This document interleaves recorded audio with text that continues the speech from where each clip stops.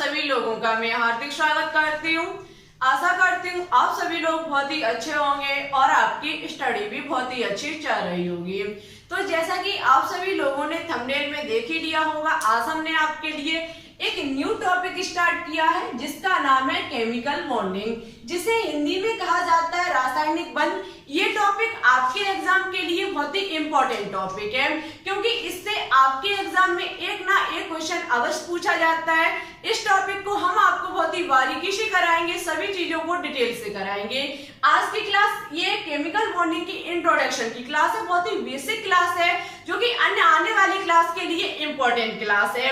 आप सभी लोग आज की क्लास को बिल्कुल भी स्किप मत करें, अंत तक देखें और आप सभी लोगों से कहना है कि थोड़ा इस ग्लोबल साइंस आईक्यू चैनल को सपोर्ट कीजिए, हमारे चैनल को अपने दोस्तों के साथ शेयर कीजिए, अच्छी लगे तो लाइक कीजिए। हमारे चैनल पर न्यू हो तो प्लीज इसे सब्सक्राइब करके ऑल पर क्लिक कर लीजिए। इससे होगा क्या, हम जब भी कोई वीडियो अपलोड करेंगे तुरंत आपके पास हमारी वीडियो का नोटिफिकेशन पहुंच जाएगा और आपको वीडियो का इंतजार नहीं करना पड़ेगा। तो फिर ज्यादा समय ना लेते हुए, टाइम वेस्ट ना करते हुए बात करते हैं आज के टॉपिक पर। देखो, सबसे पहले हम आपको इस टॉपिक की बहुत ही बेसिक चीजों को बताएंगे। जैसे कि आप सभी लोग सोचते होंगे कि तत्व, यौगिक, अणु, ये तो बहुत ही बेसिक चीजें, ये तो हमें पता भी होंगी, लेकिन जब तक आपको बिल्कुल बारीकी से नहीं हम पढ़ाएंगे तब तक आपको आने वाली क्लासें बिल्कुल भी समझ में नहीं आएंगी। ठीक है, जो भी हम यहाँ पर पॉइंट डिस्कस करें उन सभी को आप मेरे साथ कॉपी में नोट डाउन करते हुए चलें। इन पर चर्चा करने से पहले एक पॉइंट पर डिस्कस करते हैं। आपने लिखा देखा होगा कभी कभी H, तो कभी आपने H को H2 के रूप में देखा होगा, तो कभी इसी H को आपने H2O के रूप में देखा होगा। यहाँ से क्वेश्चन उठता है कि ये है क्या। कभी आपने ऑक्सीजन को O के रूप में देखा होगा, तो कभी आपने ऑक्सीजन को O2 के रूप में देखा होगा, तो कभी इसी ऑक्सीजन को आपने CO के रूप में देखा होगा। यहाँ से क्वेश्चन बनता है कि ये है क्या, हम इसको क्या कहेंगे, इसको क्या कहेंगे, इसको क्या कहेंगे। सबसे आज की चर्चा इसी पर होगी जो कि आपके एग्जाम्स के लिए इंपॉर्टेंट होंगी। देखो, बेसिक चीजें पता नहीं होंगी, आपको आगे आने वाली चीजें बिल्कुल भी समझ में नहीं आएंगी। ठीक है, देखो, इन पर जाने से पहले हम इनकी डेफिनेशन को पढ़ेंगे, उसके बाद हम इन चीजों को हम आपको पढ़ाएंगे। ठीक है, जैसे कि सबसे पहले लिखा हुआ है तत्व, जिसे इंग्लिश में कहा जाता है एलिमेंट। देखो, तत्व क्या है, तो याद रखना, समान प्रकार के परमाणु वाले पदार्थ को तत्व कहते हैं। कैसे परमाणु? समान प्रकार के परमाणु वाले पदार्थ को तत्व कहा जाता है। ठीक है, आगे लिखा हुआ है यौगिक, जिसे इंग्लिश में कहा जाता है कंपाउंड। कंपाउंड क्या है, तो याद रखना, दो या दो से अधिक तत्वों के परमाणुओं के निश्चित अनुपात में बने हुए पदार्थ को यौगिक कहते हैं। दो या दो से अधिक तत्वों के परमाणु, उनका जो रेशियो होना चाहिए वो निश्चित होना चाहिए। ये पॉइंट बहुत ही इंपॉर्टेंट पॉइंट है। जब हम किसी यौगिक का निर्माण करेंगे तो उसमें हम क्या करेंगे, दो या दो से अधिक एलिमेंट को लेंगे, तत्व को लेंगे, लेकिन जब हम उनको मिलाएंगे तो उनका जो रेशियो होना चाहिए वो निश्चित होना चाहिए। ठीक है, ऐसे पदार्थ को हम यौगिक कहते हैं। नेक्स्ट पॉइंट है आपका अणु, जिसे इंग्लिश में मॉलिक्यूल कहा जाता है। इस पर बात की जाए तो ये क्या है, तो याद रखना, दो या दो से अधिक परमाणु के सहयोग से बने हुए उस समूह को अणु कहते हैं। दो या दो से अधिक परमाणुओं के सहयोग से बने हुए उस समूह को क्या कहते हैं, अणु कहते हैं। अब शायद आपको इतनी डेफिनेशन समझ में नहीं आई होंगी। अब हम बात करते हैं इन पर। यदि आप इन चीजों को समझ गए तो गारंटी हम आपको देते हैं आप इन तीनों चीजों को चुटकियों में सीख जाएंगे। देखो कैसे, सबसे पहले आप देख सकते हैं H, ये जो है वो हाइड्रोजन का एक प्रतीक चिन्ह है। ठीक है, यहाँ पर O लिखा हुआ है, ये हमारा ऑक्सीजन का प्रतीक चिन्ह है। यहाँ पर यही हाइड्रोजन H2 के रूप में लिखी हुई है और यही हाइड्रोजन H2O के रूप में लिखी हुई है। याद रखना, जब कोई भी तत्व, जब कोई भी इस प्रकार से कोई भी H हुआ, O हुआ, N हुआ, C हुआ, जब अपना स्वतंत्र अवस्था में होता है, ये अन्य किसी भी परमाणु से मिलकर के अन्य से कोई भी परमाणु जुड़ा हुआ नहीं होता है, तो इसे कहा जाता है एटम। ये है हमारा एटम। इसे कहा जाएगा परमाणु। किसी भी पदार्थ की सबसे छोटी इकाई होती है एटम, जो कि एक डाल्टन नामक वैज्ञानिक थे, उन्होंने कहा था। तो याद रखना, ये सबसे छोटी इकाई है हाइड्रोजन की, जिसे कहा जाता है एटम। अब तत्व की बात करेंगे तो तत्व समान प्रकार के परमाणु, हमने बोल दिया ये हमारा एटम है, जिसे हिंदी में कहा जाता है परमाणु। अब जब हम समान प्रकार के परमाणुओं को मिला देंगे तो किसका निर्माण हो जाएगा? एक तत्व का। इसे कहा जाएगा तत्व। याद रखना, हमने कभी कभी आपने देखा होगा, हमने जब आपको तत्व, प्रतीक चिन्ह और उनके परमाणु क्रमांक, परमाणु भार पढ़ाए थे, तब मैंने इसको भी तत्व कहा था। तो याद रखना, हम इसको भी तत्व कह सकते हैं और हम इसको भी तत्व कह सकते हैं। ठीक है, जब हम समान प्रकार के परमाणुओं को मिला देते हैं तो बना हुआ पदार्थ जो होता है वो हमारा तत्व कहा जाता है। ठीक है, आगे है दो या दो से अधिक तत्वों के परमाणुओं के निश्चित अनुपात। देखो यहाँ पर क्या लिखा हुआ है, जब हम दो या दो से अधिक परमाणुओं के निश्चित अनुपात से जो पदार्थ बनता है उसको कहा जाता है यौगिक। आप देख सकते हैं यहाँ पर दो या दो से अधिक परमाणु है, एक हमारा हाइड्रोजन है तो दूसरा हमारा ऑक्सीजन है। ये पदार्थ जो होगा वो हमारा यौगिक कहा जाएगा। ठीक है, अणु की बात करेंगे तो अणु दो या दो से अधिक परमाणुओं के सहयोग से बने हुए उस समूह को हम अणु कहते हैं। अब आप देख सकते हैं इस परिभाषा और इस परिभाषा में कोई ज्यादा फर्क नहीं है। यहाँ पर निश्चित अनुपात दिया गया तो यहाँ पर सहयोग से बने हुए उस समूह को, तो यहाँ पर एक पॉइंट लगा हुआ है। याद रखना, जो अणु होता है वो समान प्रकार के परमाणुओं से भी मिलकर के बना होता है और असमान प्रकार के भी परमाणुओं से मिलकर के बना होता है। ठीक है, एक बार हम अपनी बात को फिर से दोहराते हैं।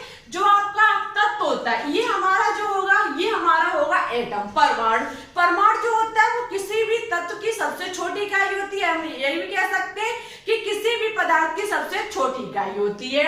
और जब हम दो या दो से अधिक समान प्रकार के परमाणुओं को मिला देते हैं, जैसे कि ये हाइड्रोजन और दूसरा हाइड्रोजन, इन दोनों को हम मिला देंगे तो हमारा H2O का निर्माण हो जाएगा, H2 का निर्माण हो जाएगा। ये हाइड्रोजन दोनों समान प्रकार के परमाणु हैं, तो बनने वाला पदार्थ हमारा तत्व कहा जाएगा।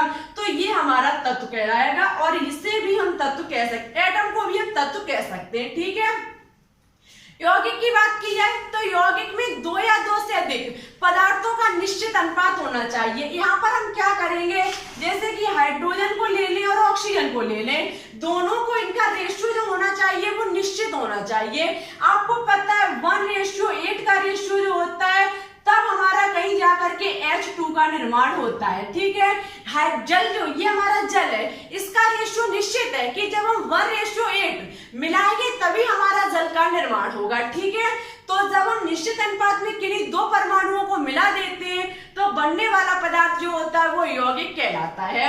इसी प्रकार से हमारा अणु होता है। अणु क्या होता है, जब हम दो या दो से अधिक परमाणु, चाहे वो समान हो चाहे असमान हो, जब हम समान प्रकार के भी परमाणु ले सकते हैं और असमान प्रकार के भी परमाणु ले सकते हैं, उनसे बने हुए पदार्थ को हम अणु कहते हैं। आई होप आपको ये तीनों चीजें समझ में आ चुकी होंगी। मन में किसी भी प्रकार का डाउट हो आप कमेंट कर देना, हम आपको नेक्स्ट क्लास में समझाने की पूरी कोशिश करेंगे। सबसे पहले यहाँ पर एक नोट में पॉइंट लिखा हुआ है, उस पर चर्चा करेंगे। लिखा हुआ है नोट में, बहुत ही इंपॉर्टेंट पॉइंट है कि उत्कृष्ट गैसों को छोड़ करके समानता अन्य परमाणुओं के उत्कृष्ट गैसों को छोड़ करके समानता अन्य तत्व परमाणु के रूप में नहीं रहता है, अधिकतम तत्व अणु के रूप में रहता है। बहुत ही इंपॉर्टेंट पॉइंट है। उत्कृष्ट गैसें आपको पता होंगी। यदि आपको उत्कृष्ट गैसें पता है तो आपको कमेंट बॉक्स में कमेंट करके बताया होगा सभी उत्कृष्ट गैसों के नाम। ठीक है, आपको हम इससे पहले भी बता चुके हैं उत्कृष्ट गैसें कौन कौन सी होती हैं। तो याद रखना, उत्कृष्ट गैसों को छोड़ करके सभी हमारे जो तत्व होते हैं वो परमाणु के रूप में नहीं रहते हैं, अधिकतम किस में रहते हैं, अणु के रूप में। कभी भी आपने हाइड्रोजन को इस प्रकार से नहीं लिखा देखा होगा। आपने हमेशा हाइड्रोजन को H2 के रूप में लिखा देखा होगा, जो कि एक प्रकार का अणु है, ठीक है, जो कि समान प्रकार के परमाणुओं से मिलकर के बना हुआ है। इसे हम तत्व भी कह सकते हैं और हम इसको क्या कह सकते हैं, अणु भी कह सकते हैं, ठीक है। तो याद रखना, ओनली जो हमारी उत्कृष्ट गैसें होती हैं जो कभी भी किसी से क्रिया नहीं करती हैं, वो हमारी परमाणु के रूप में हमें देखने को मिलती हैं, जबकि सभी जो हमारे अन्य एलिमेंट होते हैं वो हमें अणु के रूप में देखने को मिलते हैं। आगे बात करेंगे जो भी होगा केमिकल बॉन्डिंग। अब बात करेंगे केमिकल बॉन्डिंग के टाइप कितने होते हैं और केमिकल बॉन्डिंग कहते किसे, ठीक है। आगे बात करते हैं, आगे लिखा हुआ है रासायनिक बंध, जिसे इंग्लिश में कहा जाता है केमिकल बॉन्डिंग। अब बात करेंगे केमिकल बॉन्डिंग की डेफिनेशन पर कि केमिकल बॉन्डिंग होता क्या है। तो यहाँ पर इसकी डेफिनेशन लिखी हुई है कि किसी अणु में उपस्थित परमाणु आयन जिस बल के द्वारा एक दूसरे से जुड़े रहते वह रासायनिक आबंध कहलाता है। देखो, सबसे पहले इस डेफिनेशन पर चर्चा करने से पहले आपको ये पता होना चाहिए कि कोई भी एटम या फिर एलिमेंट रासायनिक आबंध बनाता क्यों है। सबसे मेन पॉइंट यहाँ से यही उठता है कि कोई भी एलिमेंट या फिर कोई भी एटम, वो परमाणु भी हो सकता है, तत्व भी हो सकता है, वो रासायनिक बंध बनाता क्यों है। तो हम आपको इसका रीजन बताते हैं, इसका आंसर बताते हैं।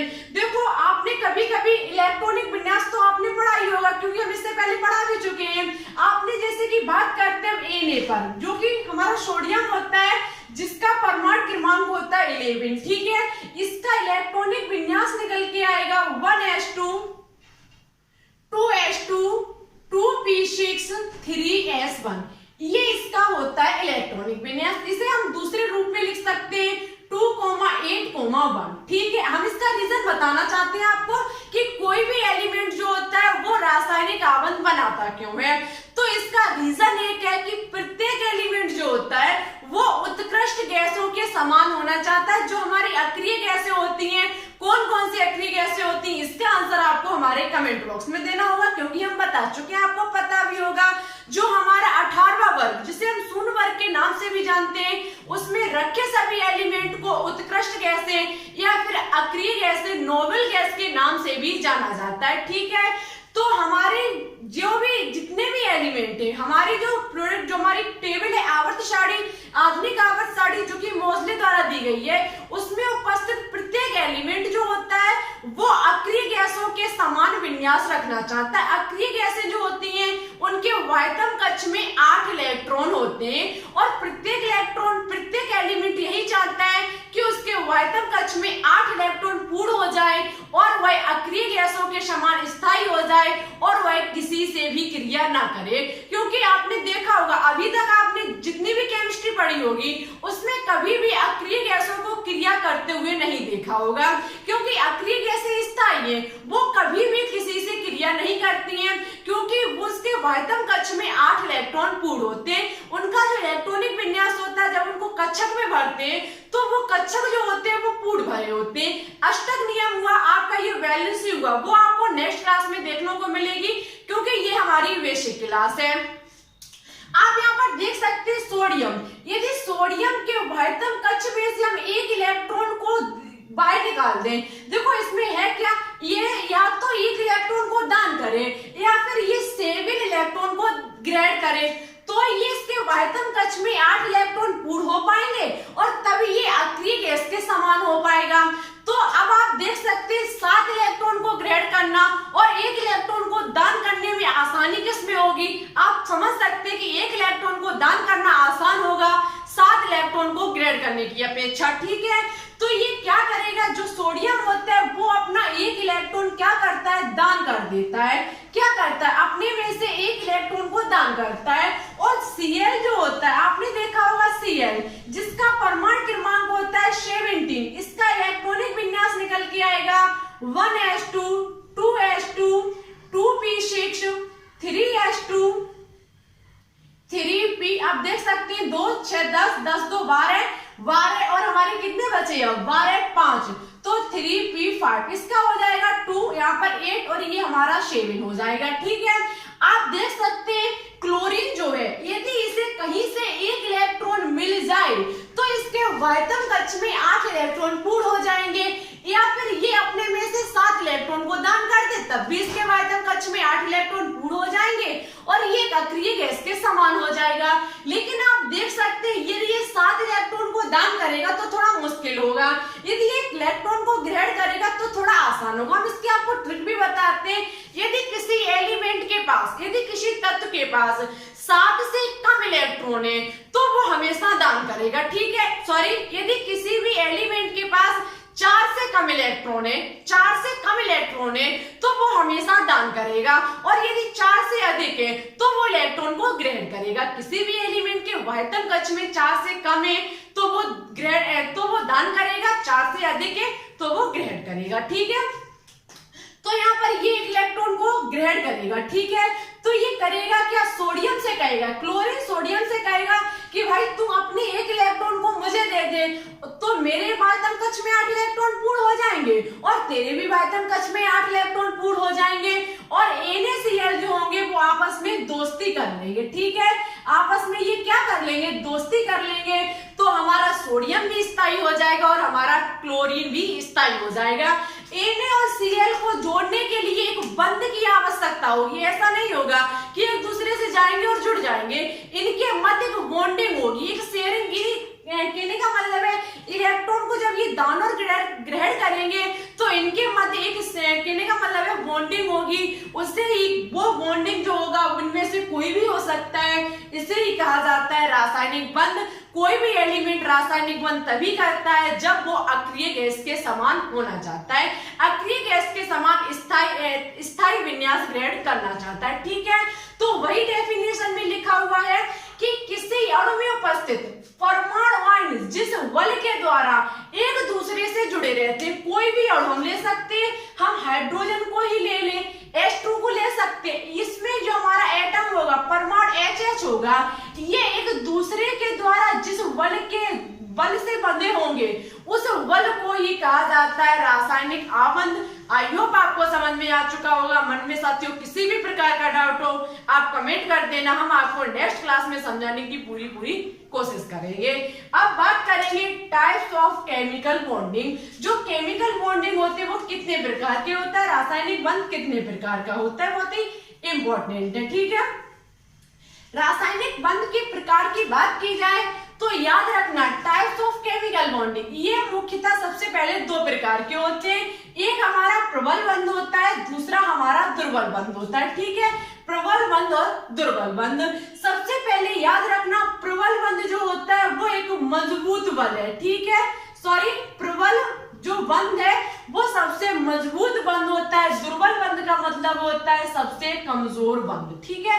दुर्बल का मतलब ही कमजोर होता है, ये हमारा दुर्बल बंध है, ये हमारा एक मजबूत बंध है, ठीक है। यहाँ पर यदि बात की जाए बंध ऊर्जा की तो याद रखना इसकी जो बंध ऊर्जा होती है वो 200 किलो जूल प्रति मोल होती है। 200 किलो जूल, अंदाजा नहीं आप लगा सकते, 200 किलो जूल मोल। कहने का मतलब है प्रबल बंध में यदि हम किसी एक मोल को निकालना चाहें तो एक मोल को निकालने के लिए हमें 200 किलो जूल ऊर्जा देनी पड़ेगी, तब हम किसी भी आबंध में से किसी एक मोल को निकाल पाएंगे, ठीक है। जबकि दुर्बल बंध की बात की जाए तो इसकी बंध ऊर्जा 2 से लेकर के 42 किलो जूल प्रति मोल होती है, बहुत ही कम होती है, ठीक है। इसे हम आसानी से भी एक मोल को निकाल सकते हैं, लेकिन इस बंध को तोड़ना बहुत ही मुश्किल काम है। यहाँ पर हम बात करेंगे तो याद रखना जो आपका प्रबल बंध होता है वो मुख्यतः 4 प्रकार का होता है। फर्स्ट आयनिक बंध, सेकंड सहसंयोजक बंध, थर्ड होता है उत्सहसंयोजक बंध, फोर्थ होता है धात्विक बंध। सभी के बारे में हम आपको नेक्स्ट क्लासों में स्टडी कराएंगे, आपको धैर्य बनाकर रखना होगा, ठीक है। ये टॉपिक थोड़ा लेंथी है, थोड़ा बड़ा है, लेकिन सभी चीजों को बहुत ही डिटेल से कराएंगे, बहुत ही इंपॉर्टेंट तरीके से, क्योंकि सभी चीजें बहुत ही इंपॉर्टेंट है आपके एग्जाम्स के लिए। एक भी क्लास को आप मिस मत करना, जहां आपने मिस कर दी वही समझ लेना कि आपने अपना नुकसान कर लिया, ठीक है। क्योंकि कोई किसी को भी नहीं पता कि एग्जाम में कौन सा क्वेश्चन कहां से रख दिया जाए। जब आप सभी चीजों को ध्यान से पढ़ेंगे, सभी चीजों को डिटेल से पढ़ेंगे तो क्वेश्चन कितना भी घुमा के दे दिया जाए, कहीं से भी दे दिया जाए, आप 100% उसे सॉल्व कर सकते हैं। इस पर बात करने से पहले एक बात और आप सभी लोगों से कहनी थी। आप सभी लोगों को पता है हम इवनिंग में 8 बजे के समथिंग सोने से पहले एक 500 क्वेश्चन की सीरीज चला रही है। उसमें लगभग हमारी 19 वीडियो कंप्लीट हो चुकी है। ठीक है, अब हम आपके लिए टॉपिक भी स्टार्ट कर रहे हैं। तो अब हम आपको रेगुलर कोशिश करेंगे कि हम आपको 2 वीडियो प्रोवाइड कराएं। लगभग हम आपको 2 वीडियो रेगुलर देने की कोशिश करेंगे। तो इसमें आप एक बात का विशेष ध्यान रखना, एक वीडियो जो आपको दोपहर में 12 बजे के समथिंग देने की कोशिश करेंगे और इवनिंग में आपको 8 बजे के समथिंग मिला करेगी। अब हम आपको क्या कराएंगे, जो हम यहाँ पर टॉपिक के माध्यम से जो कुछ भी कराएंगे वहां से हम आपके लिए क्वेश्चन जो लेकर के आएंगे वो हम आपको इवनिंग में कराएंगे। कहने का मतलब है इसका हम अलग से कोई भी मॉक टेस्ट नहीं कराएंगे। मॉक टेस्ट कराने से आपका टाइम वेस्ट होगा, क्योंकि यहाँ पर हम आपको यहाँ पर टॉपिक क्लियर कराएंगे और इवनिंग में 8 बजे के समय जो हम सीरीज चलाते हैं उसमें इन्हीं से संबंधित जो आज पढ़ाया वो इवनिंग में आपको प्रैक्टिस के रूप में लगभग 4 से लेकर के 5 क्वेश्चंस देखने को मिलेंगे। तो आप सभी लोग इवनिंग वाली क्लास को बिल्कुल भी मिस मत करें।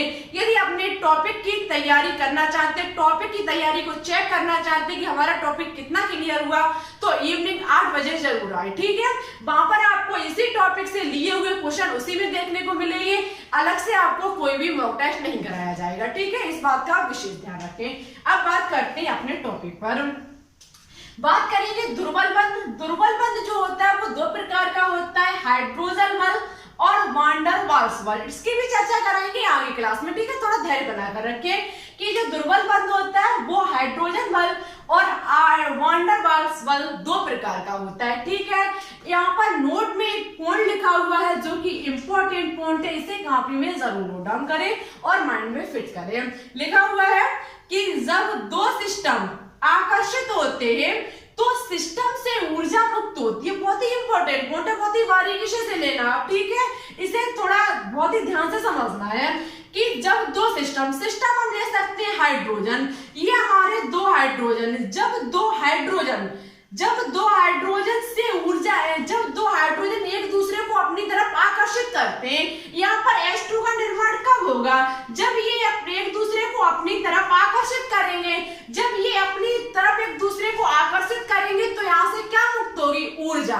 क्या मुक्त होगी, ऊर्जा। एक बात को और विशेष ध्यान रखना, ये पूर्णतः अपनी, ऐसा नहीं है कि H जो होगा वो इससे H के ऊपर रख जाएगा, पूर्णतः एक दूसरे से जुड़ जाएंगे, ऐसा नहीं होगा, थोड़ी दूरी बना करके। ठीक है, बिल्कुल पास होंगे लेकिन थोड़ा सा गैप होगा, तो इनसे क्या होगी, ऊर्जा मुक्त होगी। जब यहाँ से ऊर्जा मुक्त होगी तो सिस्टम जो होगा वो स्थायी हो जाएगा।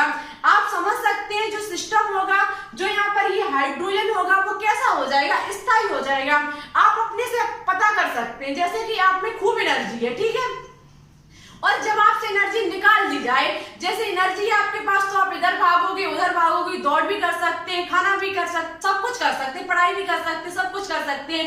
लेकिन जब आपके पास एनर्जी नहीं होगी तो आप चुपचाप शांति तरीके से बैठे रहोगे। उसी प्रकार से एटम में होता है, जब एटम एक दूसरे को अपनी तरफ आकर्षित कर लेंगे तो यहाँ से ऊर्जा मुक्त होगी। जब सिस्टम से ऊर्जा मुक्त हो जाएगी तो सिस्टम जो होगा वो हमारा स्थायी हो जाएगा। ठीक है, और क्योंकि सिस्टम की ऊर्जा में कमी आई, सिस्टम स्थायी क्यों हुआ, क्योंकि सिस्टम की ऊर्जा में क्या हो गई, कमी हो गई। ठीक है, तो याद रखना, इसे ही कहा जाता है रासायनिक बंध, इसे ही कहा जाता है रासायनिक बंध। और बंध बनाना एक ऊष्माक्षेपी प्रक्रिया है।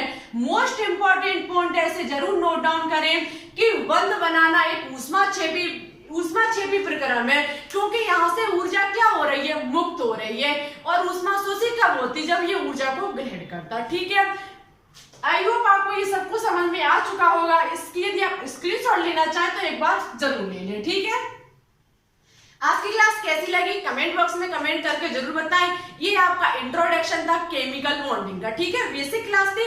यहाँ से आपकी नेक्स्ट क्लास जो होंगी वो इससे आपकी रिलेटेड होंगी, ये आपके नेक्स्ट क्लास में जरूरी हेल्प करेंगे। सभी चीजों को रिवाइज करें जब तक हम नेक्स्ट क्लास लेकर के आए।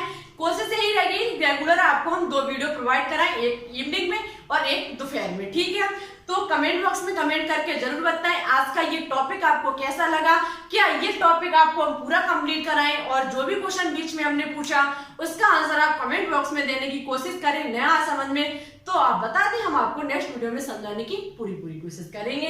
आज की क्लास में मन में किसी भी प्रकार का डाउट हो कमेंट बॉक्स में कमेंट करके जरूर बताएं, हम आपको समझाएंगे नेक्स्ट क्लास में। तो आज के लिए बस इतना ही। ये क्लास कैसी लगी जरूर बताएं और हमारे चैनल पर न्यू हो तो प्लीज इसे एक बार सब्सक्राइबर जरूर कर लें। यदि आप सब्सक्राइब करके ऑल पर क्लिक कर लेते हैं तो हम जब भी कभी भी कोई वीडियो अपलोड करेंगे तुरंत आपके पास हमारी वीडियो का नोटिफिकेशन पहुंच जाएगा और आपको वीडियो का इंतजार नहीं करना पड़ेगा। और दोस्तों आप सभी लोगों से इतना ही कहना है कि वीडियो अच्छी लगे तो प्लीज लाइक जरूर कर दिया करें, क्योंकि यदि आप लाइक करते हो तो मुझे भी अच्छा लगता है। ठीक है, वीडियो अच्छी लगे तो अपने दोस्तों के साथ शेयर करें, क्योंकि थोड़ी बहुत उनकी भी हेल्प हो जाएगी।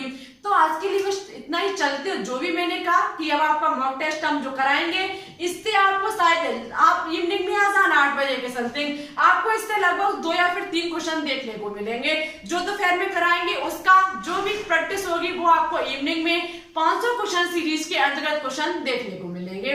तो फिर ठीक है, चलते आज के लिए बस इतना ही। अच्छी लगे तो लाइक, दोस्तों के साथ शेयर, सब्सक्राइब करके ऑल पर क्लिक ये बिल्कुल भी मत भूलें।